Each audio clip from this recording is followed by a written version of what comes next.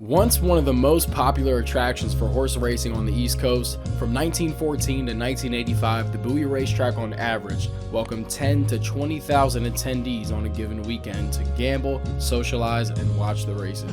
But what was once a place of great events, triumphs, and tragedies is now unrecognizable. Bowie Racetrack has looked like this largely for the last 20 years. What used to be a big attraction, a pillar in American thoroughbred history, a name maker for the state, and a Ronald McDonald stomping ground is now a ghost. I want to know why. I dove through countless hours of Facebook group posts, city council meetings, and Maryland legislation so that you don't have to. Am I a journalist yet? How big of a deal was Bowie Racetrack really? What happened to it? What is it now, and what's gonna happen to it? Let's find out. Love and happiness. But wait a minute. For me, this story starts with my childhood. I was 13 years old and was trying to make a video for my old YouTube channel. Growing up in Bowie, there were always old stories I heard about the racetrack, but the stories I heard, people actually going to events there and having memories, it blew my mind. All I saw as a kid was a giant field with fun abandoned stuff. I mean, that's all it was worth. I don't know what we were looking to find that day. We were just a bunch of dumb kids. I mean, we could have been trying to find a homeless guy. I don't know. Where?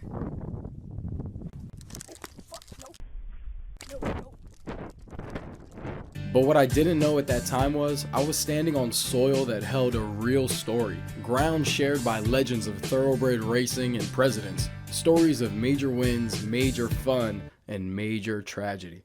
Our story begins in 1750, believe it or not. America isn't even a country yet. Smallpox, guys got candles to write letters with feathers, it's a wild time. Governor Samuel Ogle is on the scene with his brother-in-law Benjamin Tasker, which to my Bowie folks, there should be some names you know, and with the help of their slaves constructed the Belair Mansion. They soon imported superior British horses to Belair, now known as Bowie. They did this with the specific intention of breeding and racing a bigger, better, and faster horsey. Their first horses, Spark, Queen Mabe, and Salima, in subsequent breeding, put these fellas at the forefront of 18th century horse breeding, solidifying Belair's beginning as Buff Horse Central. Samuel Ogle didn't enjoy it for long though, because 2 years later, he died.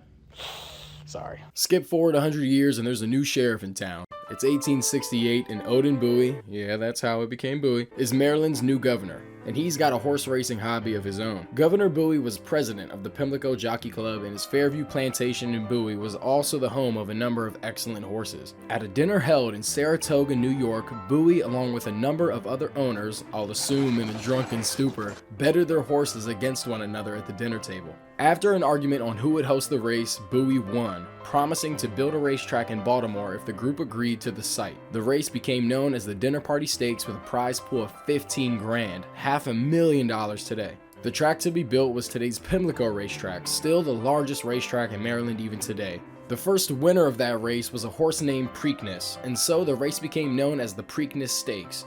Today, the Preakness race is basically 1/3 of the Super Bowls a professional horse can win, otherwise known as the Triple Crown. But why is this important? How does this connect back to Bowie's racetrack?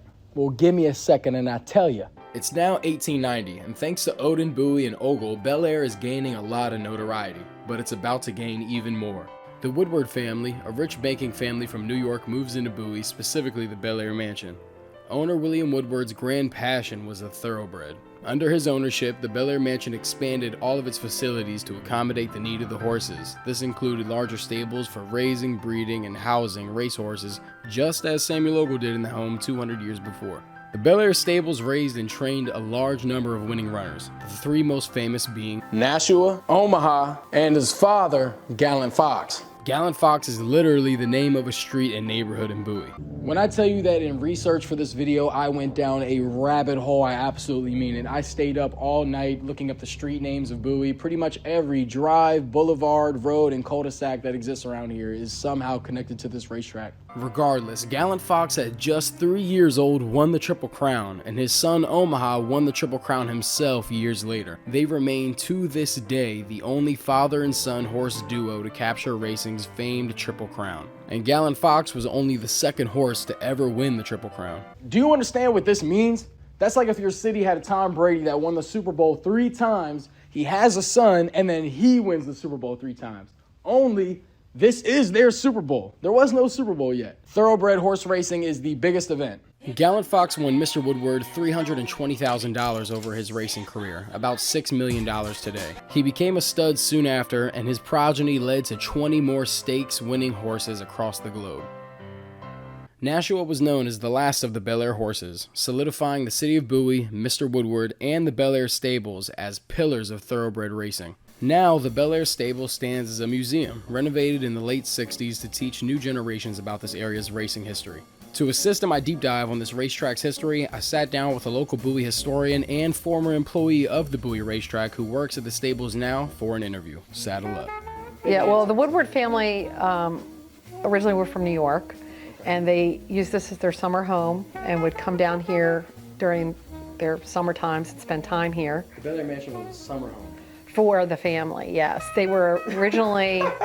That is so cool. Yeah, I believe their original home was up in Long Island, New York. The Woodward family was also a big banking family, and I think he was the president of the National Bank. Gallant Fox and Omaha were the father and son prodigy team that were Triple Crown winners. Nashua was Horse of the Year, and Nashua only won 2 of the legs of the Triple Crown, whereas Gallant Fox and Omaha won Kentucky Derby, Belmont Stakes, and the Preakness. Nashua was not housed here specifically in the stable because he was not a very nice little horsey. My personal connections to the racetrack go back to when I was about 18 or 19 years old. I wanted to be a veterinarian. I thought to myself, I need to increase my resume and my experiences, so I decided I need to go into some animal husbandry, and I decided to go over to the racetrack one day and see if I could get a job, even if it was a volunteer job. And I went into the gate, and they made an announcement that they said there's a hot walker looking for a job. I'm glad I got to experience. Would I continue to do it? Probably not. I didn't do that, obviously, but it was fun while it lasted. I learned a lot, and I met a lot of interesting people. It's sad to see that it's fallen apart to the way it is, because it is part of the history of Maryland. And like I said, I used to work there, and it's a little bit of my past. Right. It was an experience that I had for a year or two that I'll never forget. It's sad to see that it's fallen apart and not kept up, even just for historical reasons. It's part of history. It's part of Bowie. It's part of Belair Mansion, and it's not part of it in the fact that it was built by the mansion, but it's connected. Yeah. No. But there were crowds there with a lot of interesting people, that's for sure. Yeah. So you ran into all kinds. A lot of unkept men. Yes, Mr. Woodward. Yes, sir. We have a Nashua Omaha down here at the stables. They're acting quite a fool. Could you come down and check it out, sir, please? In a jiffy. Right now, I'm standing inside Gallant Fox's stable. We had a little statue of him right here. And I'm standing where he stood, where he took a shit, where he came back to rest after he was done kicking ass. This is where he stood. This little horsey right here would be Mr. Woodward's first horse to ever go Triple Crown. Side note, thank you for sticking with me through all this historical context and bullshit, but now it is time to get into the real story. The Bowie racetrack. On the outside, here's smiling Kelly, coming on Felina, down along the inside, Blessed Fuzzy moving up now, challenging as he... It's 1914. With the success of nearby Pimlico racetrack and newly opened Laurel racetrack just 3 years prior, the people want more. With the help of the Southern Maryland Agricultural Society and soon-to-be track's owners Gad Bryan and Jim O'Hara, Bowie Racetrack was born. Situated on a sandy patch of land deep in Prince George's County, the 1-mile dirt track was chosen because of its distance between DC, Bmore, and Annapolis, making it easy to connect electric railways to the shows from the major cities. Race trains ran every 5 minutes from Baltimore with a 65-cent round-trip ticket to enjoy a day at the track. A ticket to the Bowie racetrack in 1914 was $1, and adjusted for inflation would be $30 today. People from all over the mid-Atlantic and a small number of locals began to gather at the track commonly. For its first few months of operation, Bowie lacked an official license for racing and was known as the Outlaw Track, foreshadowing the years to come, which I think is kind of badass. The track soon gained a license from the Maryland Jockey Club and began to host official meetings a year later in 1915. On its first official day of racing, Bowie attracted 13,000 fans and pulled in a remarkable $900,000 in bets. which adjusted for inflation is about $30 million today. Bowie quickly became known for doing things differently. In March 1930, it began opening for an early spring season, attracting 20,000 fans eager to resume racing after winter. The first track to ever open so early in the season.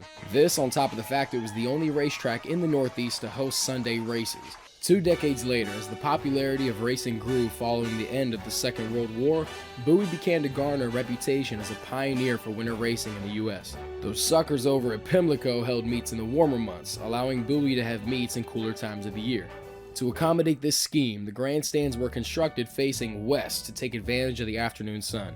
In 1952, the track underwent a comprehensive $2 million renovation to improve facilities and increase capacity at the site.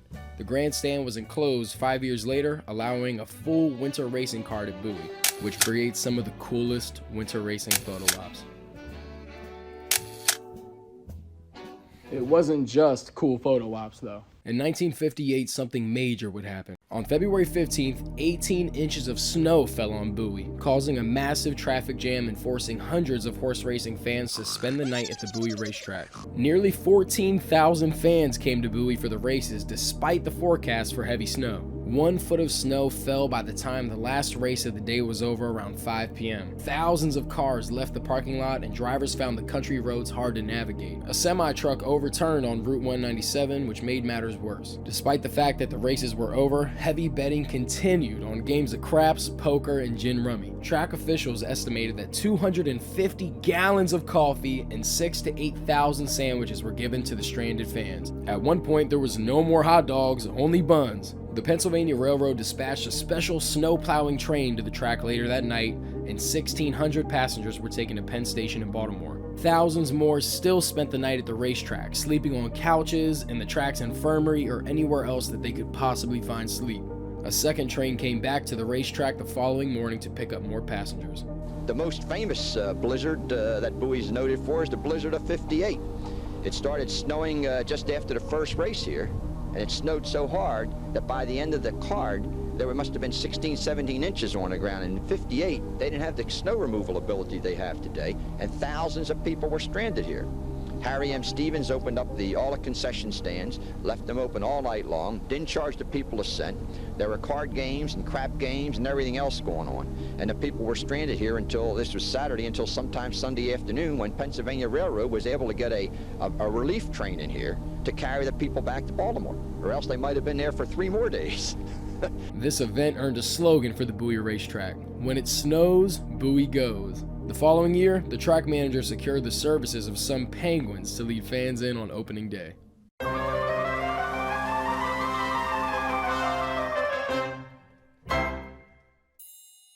Times are changing, and Bowie with it. A year before the blizzard, Mr. Woodward, remember him? Our big homie William passed away of natural causes in 1953 at 77 years old. Rest in peace, gangsta. William Jr., his only son, was now the owner of the Belair mansion and the stables and the 2,000 acres. But 2 years later, he was suddenly shot and killed by his wife in their main home in Long Island. That's what I've been told. That's something that is not been confirmed, but I think, like you said, it's a rumor. Wait, so she didn't kill him? Stick with me for a sec because this is going to get really interesting. In research on this specifically, Wikipedia says Anne and her husband William heard stories of nearby burglaries in their neighborhood and both slept with a shotgun nearby. One night, after hearing noises on the roof, Anne came out of her room with her shotgun cocked and fucking loaded. Seeing a shadowy figure in the hallway, she let the buckshot fly. Unfortunately, it turned out to not be the robber, but her husband, William. Police arrived with her sobbing over his body, admitting that she shot him. Police later arrested a man named Paul Worths, who admitted that he had attempted to break into the Woodward's house on the night of the shooting. Worths claimed that he had been scared by the sound of gunshots and then left the house. Elsie, William's mom, was quoted saying, "I know Anne loved Billy very much, and the shooting could be nothing but an accident." A Nassau jury ruled it as an accident, and she was never jailed. Life magazine was quoted calling it the shooting of the century. About 20 years later, in 1975, Esquire magazine was about to publish a story surrounding William's mysterious death. This created a lot of gossip, and Anne, already facing severe depression, committed suicide in her Fifth Avenue apartment via cyanide pill. 3 years later, in 1978, her son James committed suicide himself. And the last son, William, took his own life also in 1999. Jesus Christ. Sorry. Well, Anne did sell the Belair mansion originally when she shot her husband. Anne did sell the Belair mansion originally when her husband died in 1955, and this paved the way for a sell-off of the entire 2,000 acres, allowing for someone to step in, buy, and create the suburbs that'll support this growing race city. But who? The Woodwards sell Belair estate, and they'll sell it to Levitt & Sons, and they will develop what we now know of as Bowie. William Levitt's ultimate goal was to create affordable housing for soldiers returning back from war. And he will do so by creating sort of these prefabbed houses. And the houses go up very, very quickly. And the community is supposed to be walkable, a community that everybody's interconnected. You can walk to the grocery store, walk to your church, walk to your school. The Levitt & Sons sprawling suburb was part of a larger trend at that time. All across America, suburbia was finding its way into farmland, and Bowie was its next target. Levitt & Sons developed the area of the Belair estate and expanded it even beyond Belair. From 1950 to 1960, Bowie's population had risen from 1,000 people to 35,000 in just 10 years. The baby boomers were baby booming, and the age of the nuclear family was on the rise. Levitt's new Bowie home saw an average of 50 families moving in every week. Bowie High School was built in 1965 to accommodate the new population, and Samuel Ogle Middle School the year after in 1966. These new developments would not come without their controversy, though. Unfortunately, he is choosing to provide affordable housing only for white America and not the African American community. They weren't even allowing African Americans to come in and see the homes, let alone even make an attempt to purchase it. So you've got protests going on out front of the model homes with members of various religious organizations and members of the community, as well as people who are going around Levitt by going, okay, I'll buy the home, I'll stay here for a year or more, and then I'm gonna resell it to anyone who I want to sell it to, and if it happens to be an African American citizen, so be it.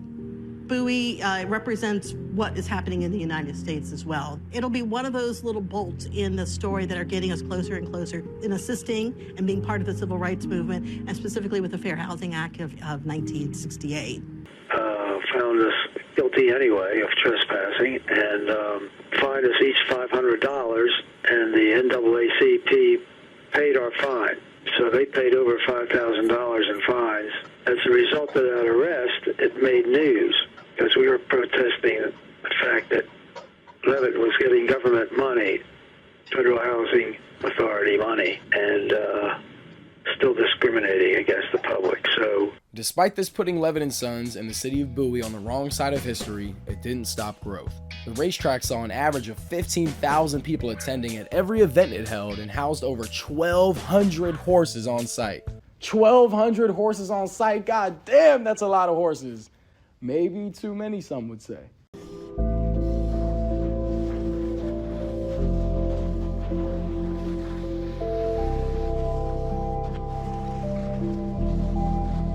In the early morning of January 31st, 1966, a fire at the Bowie racetrack suddenly broke out and destroyed 5 entire stables. This resulted in the tragic deaths of more than 60 horses. The track had been closed that day as the region took shelter from an intense storm that would later be known as the Blizzard of '66. Wind speeds faster than 50 miles an hour fanned the flames and caused the fire to spread fast. Firefighters took more than 30 minutes to navigate the snow-covered roads along the way to the track. And arriving personnel found a chaotic scene. Flames were shooting high into the air, panicked horses and ice made for a hazardous situation. Approximately 100 horses were let loose into the 16 inches of snow in an effort to save as many lives as possible. Some of the escaped horses were later found roaming in the nearby neighborhoods, having to be wrangled back one by one. The cause of the fire is still unknown to this day. And that wasn't the only fire. Bowie's misfortune was very peculiar at the racetrack. The track was plagued by fires, which 10 other times ravaged the track, killing 44 additional horses and destroying dozens of stables. The fire of 1927 completely destroyed the grandstands and clubhouse, causing $1.8 million in damage, adjusted for inflation. Even more tragedies plagued the lore of the Bowie racetrack. On February 2nd, 1961, one of the trains carrying 400 racegoers to Bowie was about to arrive. The conductor was new to the train's route and sped 55 miles an hour into a turn rated for just 15. This caused the train to derail and resulted in the deaths of 7, with the injured placed at 200. A massive emergency response began that included approximately 45 ambulances, 50 police officers, and numerous firefighters. Yet, a number of wounded climbed over the injured and hurried on foot to the race course. Some of the injured train riders had double wagers for their co-workers back in Philly and needed to get them in or face paying a double winning bet. According to the Baltimore Sun, one man hobbled to the track with a broken collarbone just so he could bet on the races that day. Wow. Man wasn't missing his gambling for nothing. The commitment is unreal. Right now, I'm standing atop the WB&A trail that connects Baltimore and DC. If you were to take a left this way as a conductor, you'd head towards the Bowie racetrack. If you did it at 55 miles an hour, you'd crash. Despite these terrible events, the Bowie racetrack was involved in one scandal that would even get the attention of the federal government. On Valentine's Day, 1976, Bowie racetrack was hit by the most infamous betting scandal ever to rock Maryland racing.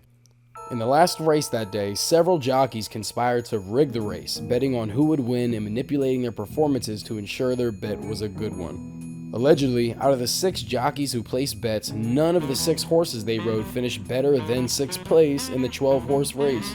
The entire race, the jockeys never changed position all the way around the track. The winning odds on the first 3 finishers were 5-1, 7-2, and lastly, 47-1 odds. Cashing in on the triple box wager was a bet that had been purchased 38 times by one bettor. And who was it? The brother of Jesse Davidson, one of the jockeys competing in the race. Had the scam not been discovered, the total payout would have surpassed $200,000. The case, investigated by the FBI, took several twists and turns, but resulted in the 4 jockeys being convicted and charged with fixing a sporting event. The trial lasted 10 hours over 2 days, and the jury of 8 men and 4 women were not impressed, and they found the 4 jockeys guilty. They ended up being sentenced to 6 months in federal prison and had their riding privileges revoked indefinitely. Tragically, the jockey Eric Walsh, who had professed his innocence throughout the entire trial, took his own life rather than go to jail. Which seems a bit extreme to me considering it was only 6 months, but hey, these jockeys, they take their reputation super seriously, so I sympathize with them. The jockeys appealed months after his death, but they were still denied. King Leatherbury, a future Hall of Fame trainer, defended Walsh's ride on his horse, and I quote, "That horse was a bum. I knew it and Eric knew it, but the public didn't know it. Eric did not hold back that horse. He finished last naturally."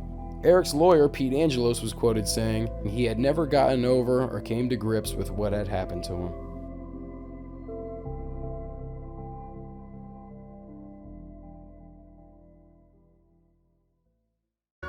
Nigga, horses don't stop, they keep going. Yeah. You can lose your life, but it gon' keep going.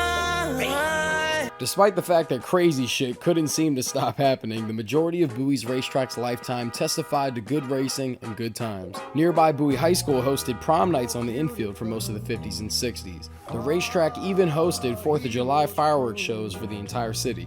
This was stopped shortly after it started though. People realized that horses and fireworks just don't vibe, and who would have thought? For a brief time, the Prince George's County Fair was also held at the racetrack. Races even became so popular at Bowie that the Associated Press began covering race results in their newspapers. Oktoberfest was also a massive event for the racetrack. Here you can see General Manager Al Karwacki sharing a cold one with the boys. In 1952, a cabin cruiser boat was found floating in the infield lake somehow, and in 1972, the track hosted the Noah's Ark race, featuring a camel, a buffalo, a llama, and a zebu. I didn't even know what a zebu was till today, but they had it, and it won the race.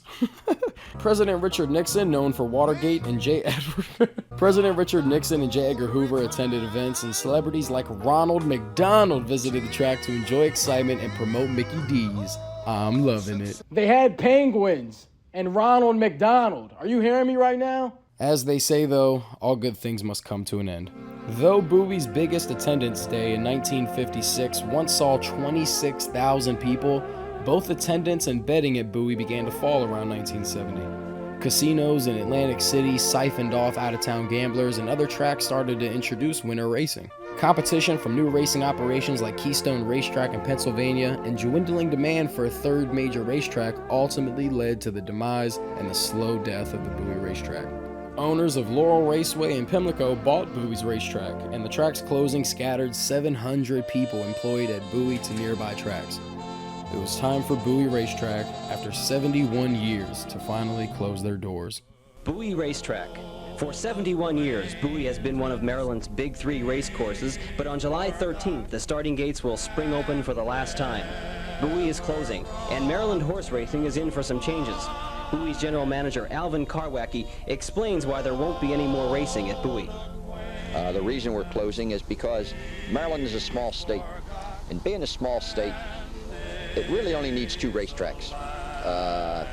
3 racetracks is just not enough days to go around for the small population of the area. So with the high economics that are taking place, with the cost of living and everything going up, it's too difficult to run a place for only 3 or 4 months a year. So it's really in the best interest of Maryland racing to have 2 racetracks. But the closing of Bowie is more than just economics. After 71 years, there are a lot of memories. Oh yeah, a lot of fans have come up to me and said, gee, they're sorry Bowie's closing. And they wish it would always stay open. This is the track where they won all their money. This is the track where my husband brought me on our honeymoon. We got married down the street, and he made me come every day for the honeymoon. So there's a lot of stories and a lot of nostalgia involved, and people just don't want to see the track closed. But again, we have to go forward. The progress is in closing Bowie down. It's unfortunate, but that's just the way it has to be. On July 13th, 1985, according to the Baltimore Sun, more than 12,000 fans showed up for Bowie Racetrack's last race day. The last race of the day came to an end, and General Manager Al Karwacki passed out trophies in the winner's circle. Some of the racetrack employees were recognized, and given to fans was a small vial of sand taken directly from the track. A Guy Lombardo version of Old Lang's sign played over the public address system. The infield board began flashing the message, Bowie, 1914 to 1985, thanks. The emotion was too much for Karwacki and his wife Lorraine, and they both began to cry. Racing at the Bowie racecourse was no more.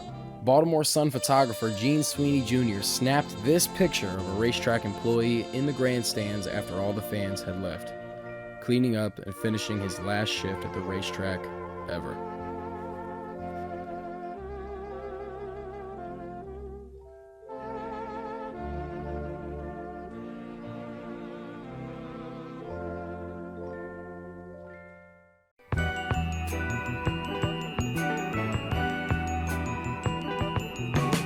The day after, the New York Times reported that Bowie will be used as a backup stable area, shifting ownership to Laurel, Pimlico, and the Maryland Jockey Club. After the last live race in July, the track remained active as a horse training center. Horses stabled there would train and condition on site and then race at other Maryland tracks like Pimlico and Laurel. Despite no longer hosting races, Bowie played a major role in supporting the local horse racing industry during this time. If you're missing this part of your training in the morning, you're not going to be very successful. Because this is where races are won and lost, right here at the starting gate, you know.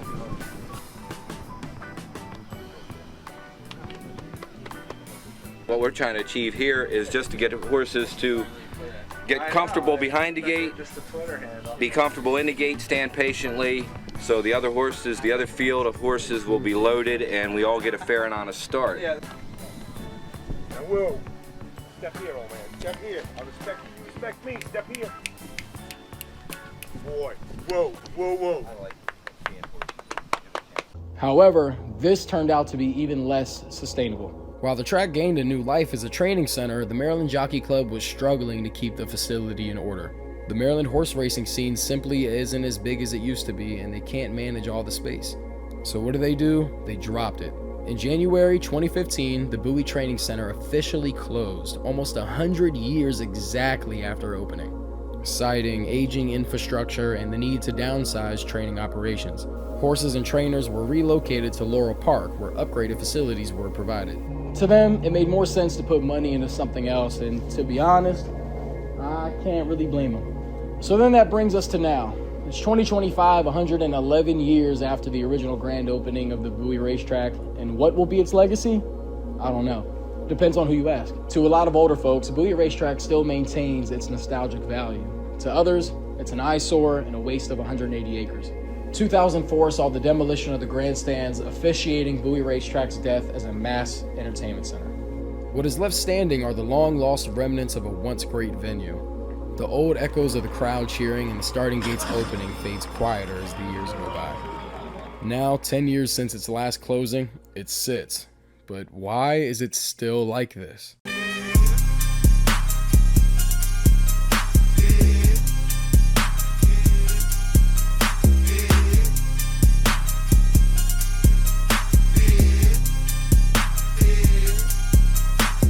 The land was given to the state after the Maryland Jockey Club pulled out in 2015, and in 2017 and 2020, the Maryland Horse Council held public discussions on a state and city level to hear more from the community on ideas for the site. We need to make sure we hear what you want, and I've said that a couple of times, but that's why we're here. Not for us to tell you what you want, but to hear from you what you want. So with that, we'll go ahead and start taking comments from you all. If anyone wants to start lining up at that mic. Racetrack Road is a free-for-all right now. We have very impatient tailgating. God forbid you go the speed limit on Racetrack Road. There is incredibly important habitat there for birds and other wildlife. We don't get back what we pay in taxes to the commission. It's about time they did something for Bowie besides just put up a new playground. As long as there's no retail or housing development, we have the same goal. The access for all of our little creatures that live under those leaves in the winter that we rake away. We have to learn more about that. Used to just make my heart swell in the mornings to come out and see the horses training. Kind of been sad now every day when I drive out and don't see them. I have a related comment. I work at Bowie. I need to get closer, right? While people may differ on parts of it, one I think the room agrees to is that building another housing development is just not feasible in that area of the city. And we can't support it with the infrastructure. People overwhelmingly wanted the fate of the racetrack in the city of Bowie's hands, and that was granted. During the 2020 state legislative session, Senate Bill 987 passed, stating that the Bowie Racetrack property would be given to the city of Bowie on or before December 31st, 2023.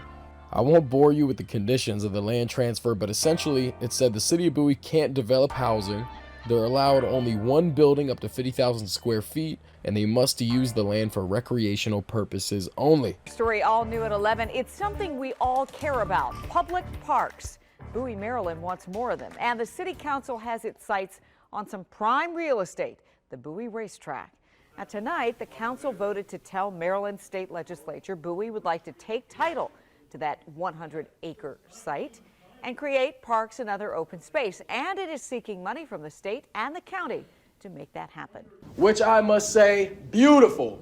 This place does not need any more developments. I would also hate to see a place that has so much history just go to being more townhouses. During the second portion of the planning session, attendees ranked ideas for the property use based on the city's survey, which had already drawn 2,100 responses. With the restrictions that it must remain recreational, other ideas ranged from a sports complex to an urban farming center, and Bowie State University students expressed interest for uses like arts, ROTC, and track and field. Now on May 16, 2023, the City Council created a task force. It was made up of city residents and Bowie State University representatives. That way they could gather public opinion and develop a concept plan for future uses of the property.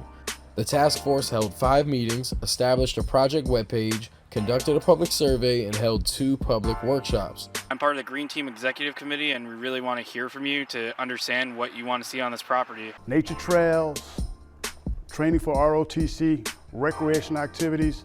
However, we need your input to determine what is the most appropriate activities for this property. This is a huge opportunity to make a change in our environment and our community here in Bowie.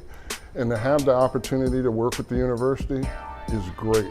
We can bring the two together in a town-gown relationship. You're absolutely right. I mean, when you think about the potential possibilities and best practices that may come out of this project, the possibilities are endless. For more information and to take the survey, you can visit cityofbowie.org/track survey. Here's the racetrack itself. Here's some of the practice areas and stables. you'll find out that some of the ideas, like this 400-meter running track,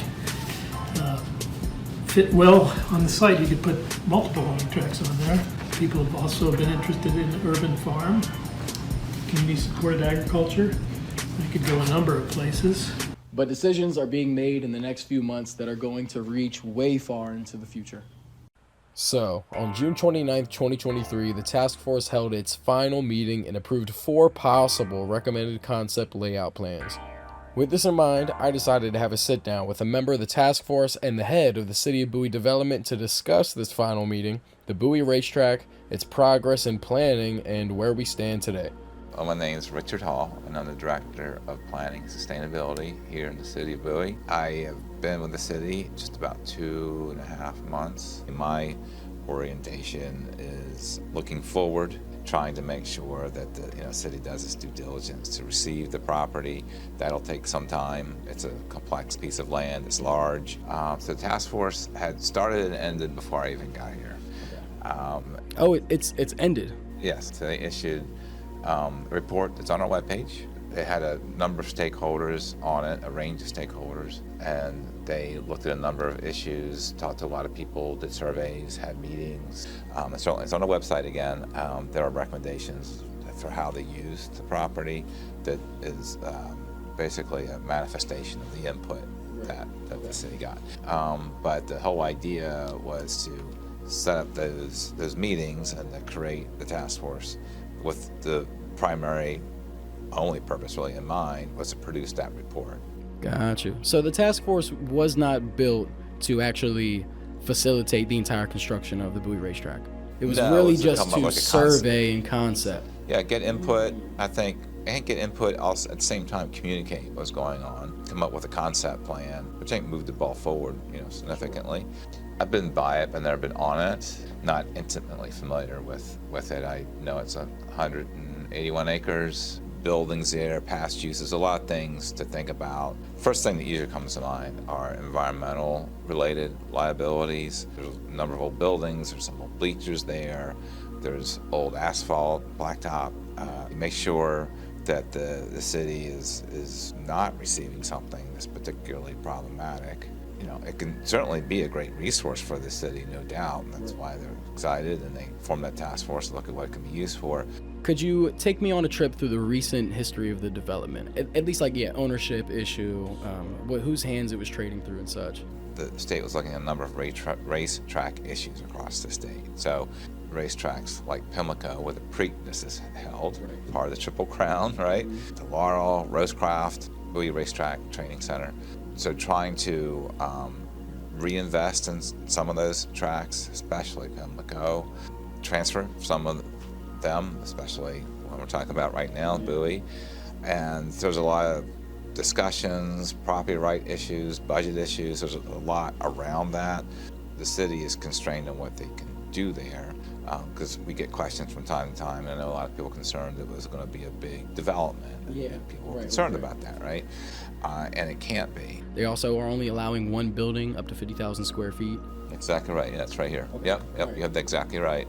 Existing buildings can be rebuilt in an existing footprint. In other words, you can take something there, one could, and rebuild what's there. There can be nothing new built other than one building, no bigger than 50,000 square feet. And just by reference, some people may not know what that. Yeah. Thank you for this. So just for reference, an acre is 43,560 square feet. So basically, you could build one building that's an acre.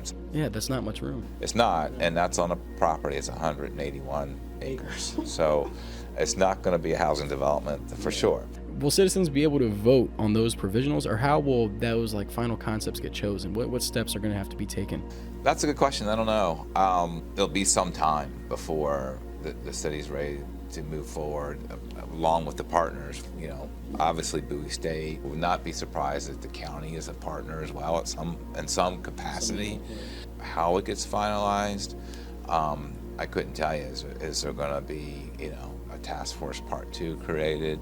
Discussions that would involve the public that picks up the ball from the concept. And again, it took us a long way, so it won't be starting from scratch for sure. Absolutely. So it picks up the ball from the concept and begins to refine it once that's timely. Okay, gotcha. Where do we stand now? Like, well, what's our status on the new layouts being done? What steps will have to be taken to get to that point? Well, what exactly are we waiting on, essentially? So there was some funding approved this past General Assembly session, granting funds to the county to be used for both Rosecroft and for Bowie. Okay. Do you remember how much was given? 6.2 million. It's not a lot. It's not enough to build a park, No, but it's a good amount of money. Yeah. Right. I mean, it's especially given the economy we're in now, it was very much appreciated. We don't know currently how much of that will go, and the reality is it's going to take a while. The first thing is to figure out what the funding's available for the Bowie racetrack. So that will involve working with the county, because the funds are directed to the county, not to us. We have ideas about that, sure, but that's something that will need to happen there. And as you probably know, the county's about to elect new leadership in June, right? So what that time frame looks like, it'll take some time. I don't want to guess, because I'll guess wrong, and I'm happy to be wrong sometimes. But it's just really, there's so many factors. One is there'll need to be studies, figure out what kind of studies need to be done, get the funds together to hire contractors to go do that study. Studies and then needs to be done, and then received, then looked at. Then I guess to wrap that up, then in a ball, if you could, how many years do you think it would be at least until the bulldozers are out there? I don't know. Like, you can't give like a range. Nope, I can do it. I just don't know. Because there is motivation, but and a good chunk of that is certainly out of my control and out of the city's control, right? So I don't mean to be evasive or to try to, to pass trying to pass on the question. But you don't want people to say Richard Hall told me that it was going to take 4 years on Tony's video. Right, then 4 years, you're going to call me back. Yeah, right. Are we ready? Yeah, so I get you. Yeah, so I've been around a little while. I know the game. You got to play the game. You got to play the game. Even an answer that is I don't know is an answer for this video. A part of me wants to say, to come up with a date, things move slowly sometimes, especially when it comes to transferring land that has a history. So we just want to make sure the city's doing the right thing financially, environmentally, and from a safety perspective, and all those things get a little complex, and there's a lot of partners involved. Good luck with the rest of that. Absolutely. How was that, brother? That was good. That was good, man. That was good. Oh, you recorded me, man. That was good for you, man. That was wonderful. Yes. He really didn't give me. He didn't like satisfy me. You know what I'm saying? He was scared to give us the timeline, which tells me that the ball is not rolling. The ball isn't rolling. To my surprise, the Bowie Task Force isn't even still a thing, and they weren't even created to finish the track. Prince George's County has decided to invest only $6 million in the city's plans, and with elections in June, a timeline is extremely hard to make. Bowie's famed racetrack will certainly become a park, but when is totally unclear.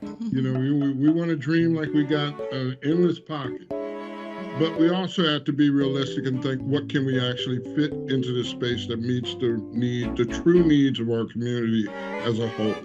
What I learned from this interview and these city council meetings is government bureaucracy slowing things down is not just a stereotype, and the city really is not going to emphasize the racetrack's history. And I'm not even sure the members of the task force are really that excited to even do this. So I'm going to reach out to my task force members that are here. Anyone have questions, raise your hand or speak up. We'd love to hear what you have to say.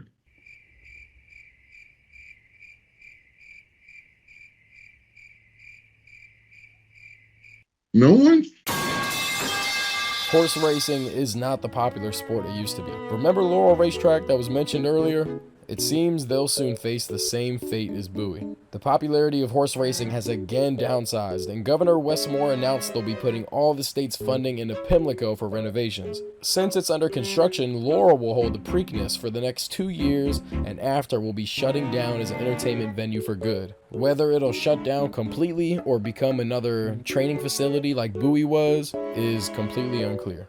Many employees from the Bowie racetrack came to Laurel when it was closed in 1985, and the rest of them for sure when it shut down as a facility in 2015. After learning so much about Maryland's horse racing history and finding out it's holding Preakness next year and then possibly closing, I decided to finish my investigation by visiting Laurel Racetrack to see if I could find anyone to talk to and possibly why so many people love to bet their money on horsey races.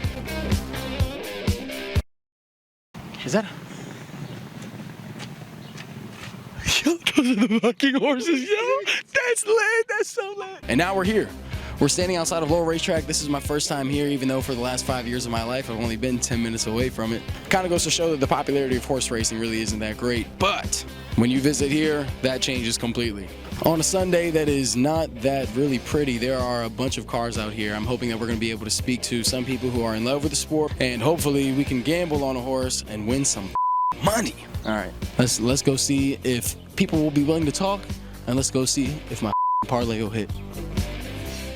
If you own the 2014 Grand Cherokee SRT at the Laurel Jockey Club, God damn it, I love your Jeep, brother.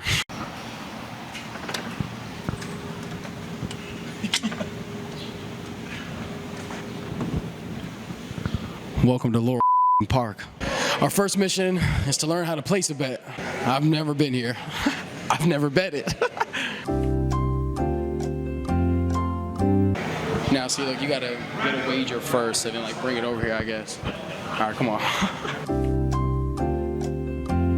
The press box.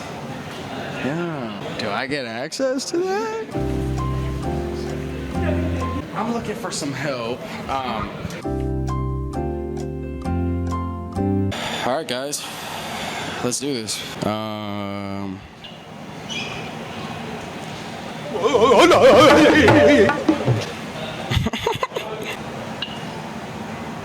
I guess you gotta do that first. You gotta do that first. It says insert or swipe.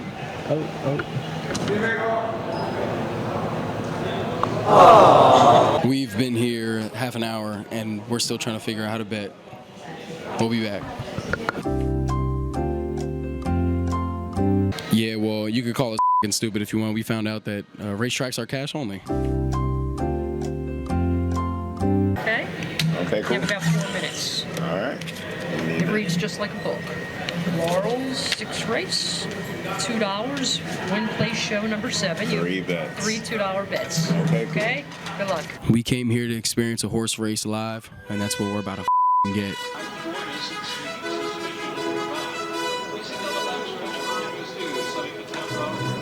Come on, 7. Oh, 7's getting up. 7's getting up. Come on, 7. No. Why is he in last? No. All right, he's coming back. He's coming back. Oh, wait, no, 7's coming up. Look. 7's third. 7's third. Oh, my God, 7's third. Come on, 7. Come on, 7. Come on, 7. Come on, 7. Go. Yeah, 7. Go. Come on. God damn it. 7 didn't win this time. He was in 5th place. I lost the damn bet. Damn it. I get it. I get it now. That shit was exhilarating. Let's go place another bet. When's the next race? About 18 minutes. 18 minutes? Okay. Look, bro, it's just a bunch of old shit back here. It looks like they're already closing up. Look, that's where you'd walk up to place a bet. You'd walk up in the window like this. That's crazy. Can I get a bet? I'll take $3 on sea biscuit. I'll take $3 on sea biscuit. Something like that, probably. They probably would have sounded something like that, if I had to imagine. All right, let's try to get an interview. Let's see if anybody's willing to talk to me, why they're still here, if they ever went to Bowie. I don't know, let's just try to have a conversation. All right, and what's your name? My name is Krista. Krista, I'm Tony, nice to meet you. So what is your association with the Laurel Racetrack? I am the guest relations coordinator here. So we are in charge of like the parking lot, the programs, season boxes, guest services. Gotcha. Like Okay. customer service. What do you think about Laurel Racetrack, as in what it used to be versus what it is now? How do you think it's changed over the last 20 years? Do you want the long or short version? We actually opened in 1911, October 2nd, 1911. Back then, we had a bunch of like prominent racing figures, a lot of political figures here. In 1952 is when they introduced the DC International. It was a race that was held on the turf, the grass part. It was the first ever race where horses from different continents came. Queen Elizabeth II sent her horse over. We had Winston Churchill. We had a bunch of princes, princesses, ambassadors from all over the world. The Soviet Union actually sent over their horses to run here during the Cold War. So if you can imagine the same exact track that we see now, but up in that little building over there were the elite of the entire world. So compared to now, where we don't have that. Where do you see Laurel going from this point forward? I hope nowhere. Well, I know that the plan that they have right now with the governor and rebuilding Pimlico, they're tearing it down right after Preakness, going to rebuild a whole new building, and in the next few years, hopefully, and then everything move over there and just abandon this place. In 2019 is when the Stronach Company bought the Maryland Jockey Club. So that encompassed Laurel, Pimlico, and Bowie. Now that the state of Maryland has taken over the Maryland Jockey Club, the Stronach Company still owns the Laurel building and land. They're essentially leasing it to us. No idea. I mean, they can do whatever they want here after we leave. Do you think that then Laurel's future is just uncertain right now? Yeah. Gotcha. Unfortunately. What do you think about the workers being displaced as a result? I hate it. A lot of people love working here. They think it's, their home. It feels like my home. But if you want to keep working in the industry and just keep moving forward with Maryland racing, you're going to have to go to Pimlico. I think just enjoy Laurel while we have it. I just don't want old racetracks to just be forgotten to history and time, especially like the DC International here. It was such a huge event that I can't find like anything on the internet. It's crazy. So just keep love it while you have it, basically.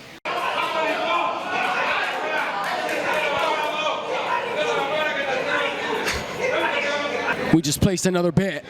I'm addicted. They got me and I'm sucked in. Come on, baby. Come on, baby. Come on. Oh, wait, I need a catalog, bro, so I can redo that meme, bro, of him smacking his ass for the catalog, bro. I need to go get a catalog. Hold on. All right, I'm here to get a catalog. Uh-oh. I'm ready for one now. You was having fun. Yeah, we are. We sure are. All right. So this is your first time here? This is my first time. I bought this just so I could look a little more real with it.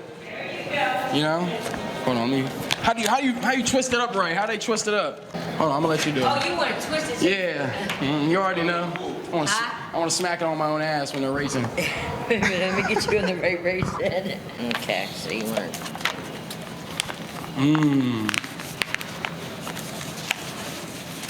Oh yeah, that's what the fuck I'm talking about. Thank you.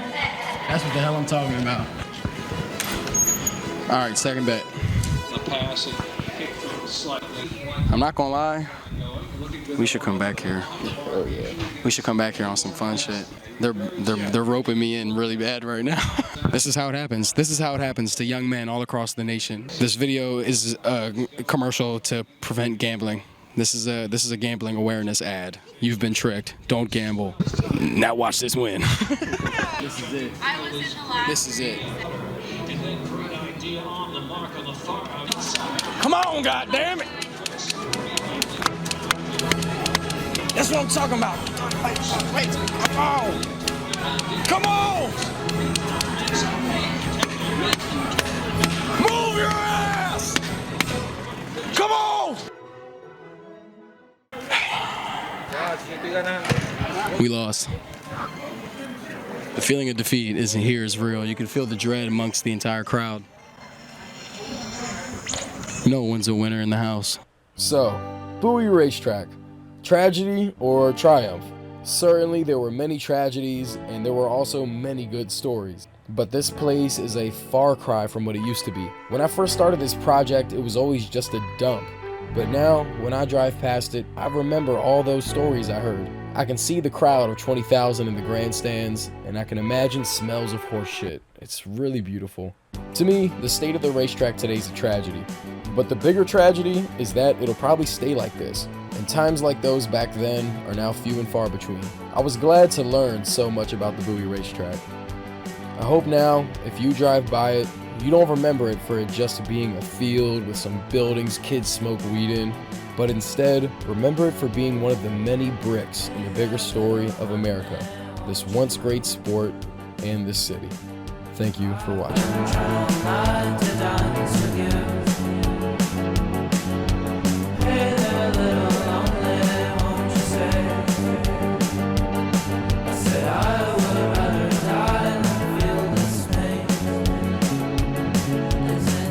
Oh, I think there was like a ghost in the hacienda. There was some rumor about a ghost or something. I can't remember.